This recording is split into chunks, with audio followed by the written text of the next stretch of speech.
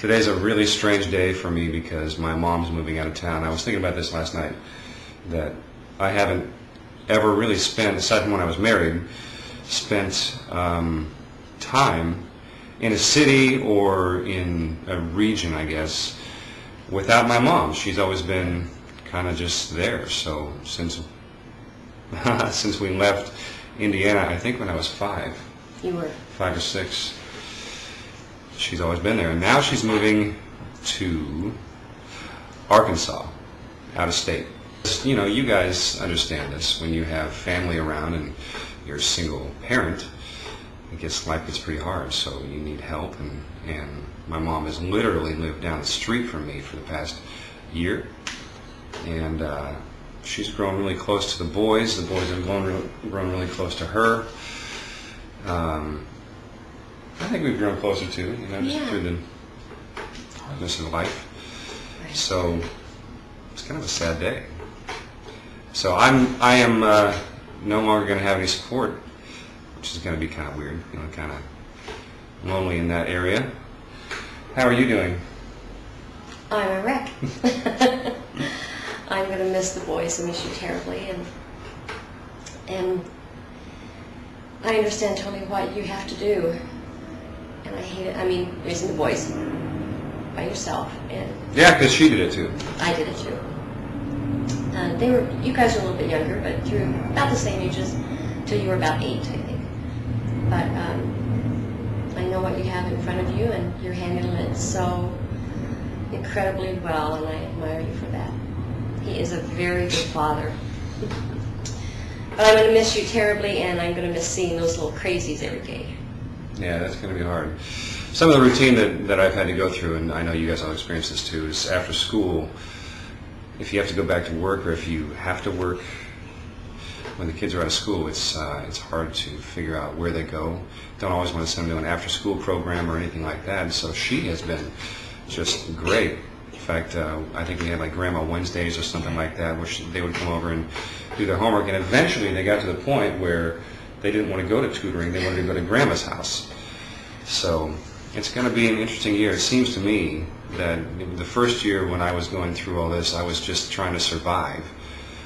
And had good support, friends and family. And then the second year, I don't know if it's expected that you're going to be better, and so people kind of maybe create a little bit of distance, which is totally cool. And then family steps in and does what they do. And so the second year seemed to be a little bit harder. The routine was a little more demanding. And now this third year, I think, is going to be even harder. So It's going to be hard, and I'm so sorry that I'm not going to be here. And life moves on for everybody, and I think you have, like we talked about earlier, you prune the vines and let the growth come. So Mom's getting theological on us. I'm trying to hold it together here. So you're going to Arkansas. What's in Arkansas? It's a beautiful country. And why Arkansas? Why Arkansas? I have a brother, as you know, Uncle Paul. Your Uncle Paul lives there, and he's offered to let me stay there until I get on my feet. I haven't worked for a year and a half, so it's going to be nice to go to work again. But I wouldn't have traded the past year and a half for anything so that I was able to be with the children. I look around. We got all the big stuff done last night, and trust me, she has so much big stuff. I don't know how she fits it all. She has a 24-foot truck. 26. Okay, it's all full with big stuff, and if you look around, there's so much still to pack.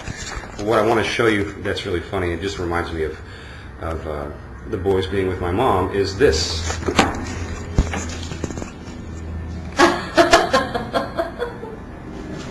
Aaron's lemur. Yeah, there's a monkey.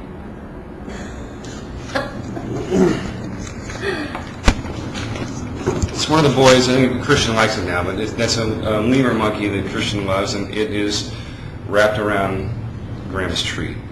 So that's how much time they spend with their grandma, and it's gonna be hard. It's gonna be really different this year. So anyway, Mom, I love you. I love you. Sad to see you go. There it is. There it is. Look over here. So now I'm going to put my mom in the hot seat. I have loved having them here at my house.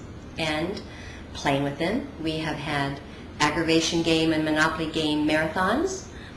We've had storytelling, and Evan remembers my big white, my big white chair that he says, "Grandma, can I have that when you're done with it?" Which now, it's been incredible spending so much time getting close to those children, and I would not trade a minute of it for anything.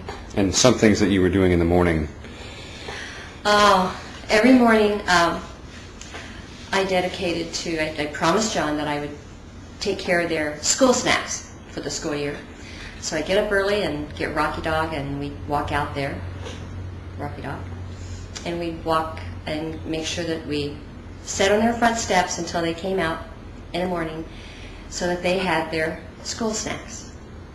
And a few days when maybe I was sick or they left early, they always said to me, "Grandma, you weren't there with our snacks today." And it's going to be so weird for me not to just walk down the street and give the kids their snacks.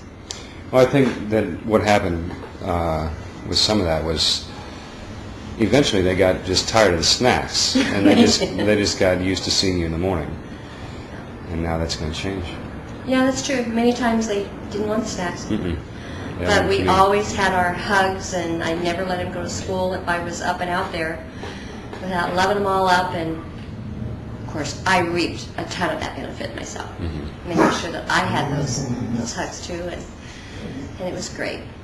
They even stand there if you were hurrying in the car to leave.